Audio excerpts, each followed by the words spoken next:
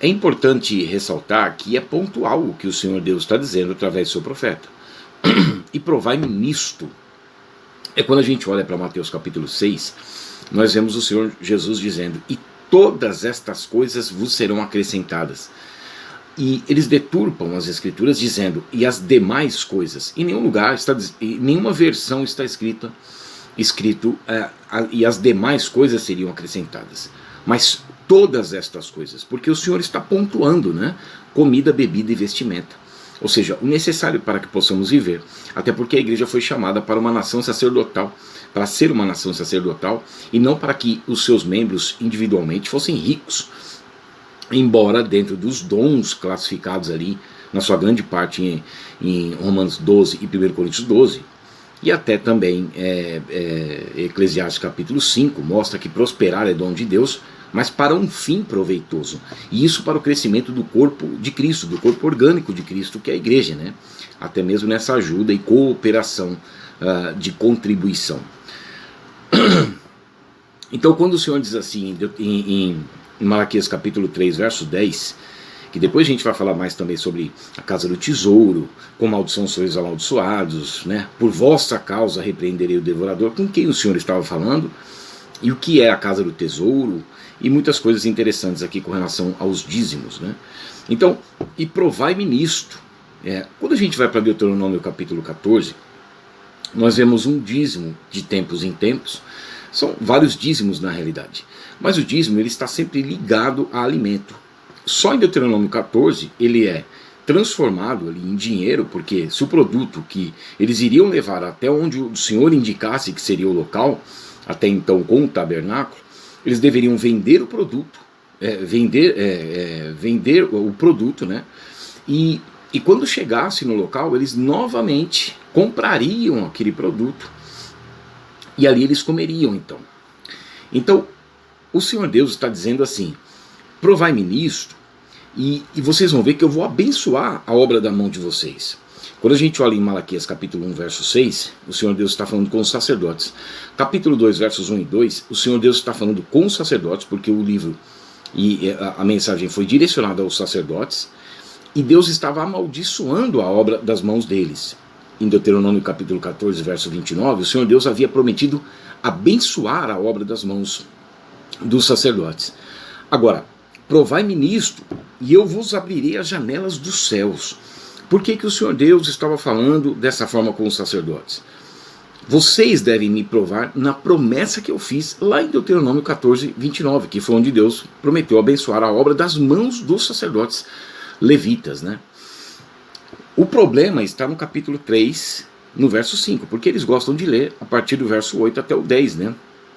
Ou 11, por vossa causa repreenderei o devorador, como se falasse do povo, da igreja, das pessoas que frequentam as igrejas evangélicas. E é totalmente distinto, né? Não tem como você introduzir o dízimo na igreja evangélica, até porque dízimo sempre foi alimento, e nesse período que havia o dízimo, havia dinheiro também. Então não tem esse negócio de dizer que o dízimo seria a moeda corrente da época, né? Isso é uma distorção da verdade bíblica.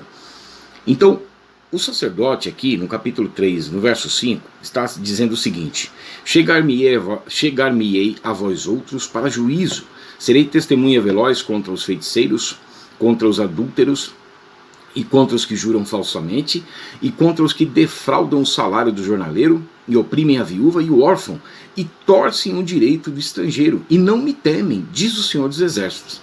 Então, aqui, os sacerdotes, na realidade, eles estavam defraudando aquilo que em Deuteronômio 14, até o verso 29, do que serviria os dízimos, eles estavam então defraudando, porque Deus...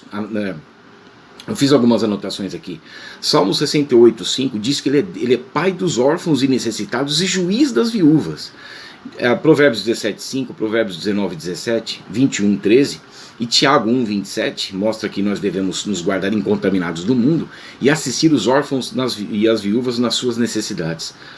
Então nós vemos que o que Deus fez é pegar esse povo que é desamparado, que é desassistido, e entregou então aos sacerdotes para que eles tomassem conta. A partir do momento que eles pararam e que eles começaram a defraudar e deixar essas pessoas desassistidas, então Deus estava dizendo: vocês estão me roubando. Daí surge a pergunta: em que te roubamos? E aí a resposta vem nos dízimos e nas ofertas alçadas, porque tudo tinha um objetivo.